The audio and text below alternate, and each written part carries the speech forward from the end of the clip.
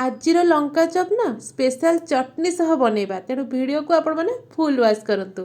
नमस्कार दर्शक बंधु, प्रियदर्शिनी होमफूड चैनल को आपण मानक अनेक अनेक स्वागत।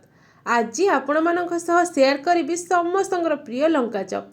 आमे जात्रा मेला किंबा शीतुआ पागर एमती गरमा गरम लंका चप देखिले खाइबा को बेस मन हुए। एबे तो ठंडा पड़िलानी सबुआडे एवं मार्केट रे भरपूर एमती लंका मिल जाउची। आपण माने एमती मो स्टाइल टिके चटपटा लंका चप करके निहाती खांतु। किबे गोटे खाइले पेट भरी जिवो किंतु मन भरिबनी। तो चलंतु आज रेसिपी स्टार्ट करबा। एइठी देखंतु मु किछि लंका नै जाइची, ताको टिके धोई नैची एवं गोटे छणा जाली रे रखि नै जेंति पानी गुडाको बाहरी जिवो। एबे आमे कोन करिबा ना ए लंका को कोन करिबा ना मझिरु टिके काटी नबा। आमे ए लंका चपटा टिके अलगा स्टाइल रे बनौचे। मु जेमति कहिली टिके खट्टा राग एवं लूण टिके लागिवो, एकदम चटपटा टाइप रो लागिवो। एठी देखंतु एई भली भाबरे आपण केयरफुली छुरी हो किंबा पनिकी रे ए लंकार मझिरु टिके चिरा लगे देबे। एई भली भाबरे सब गुडाक लंका रे मु चिरा लगे नेची। एबे आमे चलंतु हमर स्टफिंग प्रस्तुत करबा। ता पूर्व एठी देखि नियंतु मु स्टफिंग को आउ टिके टेस्टी बनेबा पई मु किछ छेचा मसला नउची, जोतरे लंका रसुण एवं छोट खंड अदा ताको छेची कि नै आसीबे। एबे आमे कोन करबा ना कड़ाई गरम करिकि 2 बड़ चमच रिफाइन तेल दे दबा। तेल गरम हो सारा पर अध छोट चमच पंच फुटण दे दबा। आपण माने चाहिले जीरा मध्य दे परिबे। तापरे देखंतु एठी मु जो अदा रसुण कंचा लंका को छेची नैतली ताकू एबे एतरे दे दबा। छेचा मसला द्वारा ना हमर ए आलूर स्टफिंगटा खाइबा पे बहुत ही टेस्टी लागिवो। आउ ए जो अदा रसुण कंचा लंका टिके भाजी ही गला परे आमे दे दबा गोटे बड़ साइज रो कटा पियाज। ए सब को आमे टिके मिसेई की भाजी नबा किछि समय। या परे आमे स्वाद अनुसार लूण दबा, हळदी पाउडर दबा, अध छोट चमच धनिया गुंड, अध छोट चमच जीरा गुंड दबा एवं भल भाबरे मिक्स करि नबा।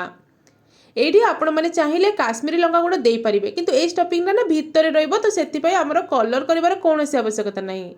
एठी टिके भाजी हे गला परे आमे दे दबा गोटे चमच बेसन। एबे ए सब को भल भाबरे टिके मिसेई नबा। मिसेई नहीं सारा पर आगुरी रखिथिबा सीझा आलू को दे दबा। एठी मु 3टी सीझा आलू नेची। एबे याको आपण माने लुहा खड़िकार एमती मैश करि पारंती, नहले तो आपण मानक पाखरे जदि पोटैटो मैशर अछि ताहले मैश करिवे, नहले एमती चरखा तो समस्त घरे अवेलेबल। तो एइतरे आपण माने मैश करि नेबे, बढ़िया भाबरे मैश हे जिवो। लास्ट में एठी किछि बादाम नै जाइछि आ बादाम को टिके दरदरा छेचा कर नेबे। स्टफिंग दबारे हमको सुविधा हबो। ए सब को टिके भल भाबरे कसी नबा। एबे मुको कसी सारा पर गोटे प्लेट को बाहर कर नौचे और टिके एमती खेड़े दउछि जेमती ठंडा हे जिवो जल्दी। आलू ठंडा हवा भितर ये देखो गोटे चटनी प्रस्तुत करबा।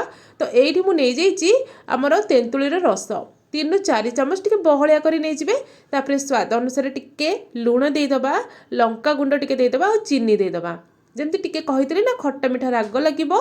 तो याको भल भाबरे टिके मिक्स करनबा। एबे हमर लंका चप पई स्पेशल चटनी रेडी हे गला। एबे याको आमे साइड रे रखिबा।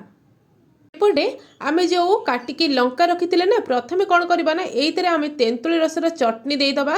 एमती भितरे आपण मन दे देबे। एबे आमे कोन करबा ना जो आलूर स्टफिंग बनेथिले ना ताको आमे ए लंका चपर ऊपरे आमे भल भाबरे टिके कवर करनबा। आपण माने भाबुथिबे कि लंकाटा हमर प्लेन रहिछि तो आलू लागिबोनी, किंतु देखिबे आपण निजे घरे बनेबे बढ़िया भाबरे लागि जिवो। एबे गोटे रखी नबा। सेम प्रोसेस रे म आउडा आपण मन देखौछि। आ एई लंका देखंतु टिके बड़ साइज रो रहिछि ना, मु ताको टिके काटी नेछि कारण हम कड़ाईटा छोट अछि। एबे हमें सेम प्रोसेस रे हमर जो तेंतुलीर रस दबा। एटी गोटे चमच लेखा ही मु दउछि, अधिक दबानी। तो एमती गोटे चमच लेखा आपण दे देबे। तापरे एमती देखंतु प्रथमे कोन करिवे ना गोटे साइड रे जेतु हमें काटी नै जे सेठी आपण माने आलूटा भल भाबरे टिके दे देबे, जेमति कि हमर चटनीटा बाहर को बाहरी बनी। तापरे हमें कवर करनबा आलूर स्टफिंग रे। एटी देखंतु मु 4टा बने कि रेडी कर नेछि। एबे हमें कोन करबा ना बेसन बैटर रेडी करबा। एडी मु गोटे माने अध गिना बेसन नै जाइछि। सेतरे लंका गुंड, हळदी एवं स्वाद अनुसार लूण देइके टिके सुखिला रे गोळै नबा। तापरे अल्प अल्प पानी दबा एवं बैटर बनेबा। दर्शक बंधु बैटरटा आपण माने देखि नियंतु भल भाबरे, माने बैटर जेमति टी बहलिया रहइबो। लंकार चपर ऊपर गोटे जेमति आस्तरण टाइप रो रहइबो ना, सेही भली भाबरे आपण माने बैटर बनेबे। स्पून पछपड़ भी आपण माने देखंतु एई भली भाबरे स्पून ने जेमति गोटे लेयर बसुथबो आपण माने सेमति प्रोसेस रे बैटरटा को बनेबे। एबे टिके खाइबा सोडा दे दबा। मैं 2 चुटकी देइछि जेमति लंका चपटा टिके फुलिबो। तो एठी देखंतु आको भल भाबरे मिसेई नबा। बस हमर बैटरटा एकदम रेडी हो जाइछि। तो एबे आमे पकुड़ी बनेबा लंकार नाड़ को धरिकी आपण मैंने बैटर रे बुड़े पारिबे नहले तो एमती देखो स्पून साहाय्य बैटर को लंकार ऊपर ढाली पारिबे। एबे तेल को टिके भल भाव में गरम कर सारा पर लंका चप को देदेबा जेहेतु मोर कड़ईटा छोट अच्छी ना मुझे सब दे पारुनी दुई दुईटा कर छाणुची तेलटा जमी आपने देखिले कि लंका चपर ऊपर पट को तेल टिके टिके छाटिबे जमती कि आमर बेसन कोटटा बिल्कुल भी छाड़बनी भल भाव में सेट नहीं जीव आ हाँ लंका चप को आपण मैंने मीडियम फ्लेम रे किस समय छाणिबे जहाँफल कि आमर भितर जो लंकाटा ना सेटा भल भाव में सीझीज जदि हिट्रे छाणिबे उपरटा हो भितर लंकाटा सीझी नथिबो खाइबा एते भल लागिबनी।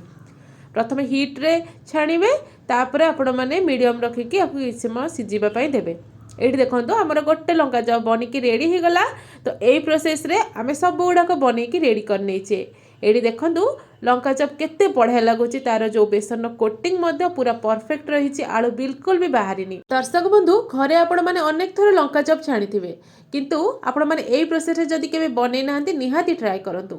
एडी देखि पारबे भितरर आमर जो लंकाटा केते भल भाव में सीझी जाइछि ना याकू आपण मैंने टिके राग चटनी संगे खाइबे बहुत भल लागिबो।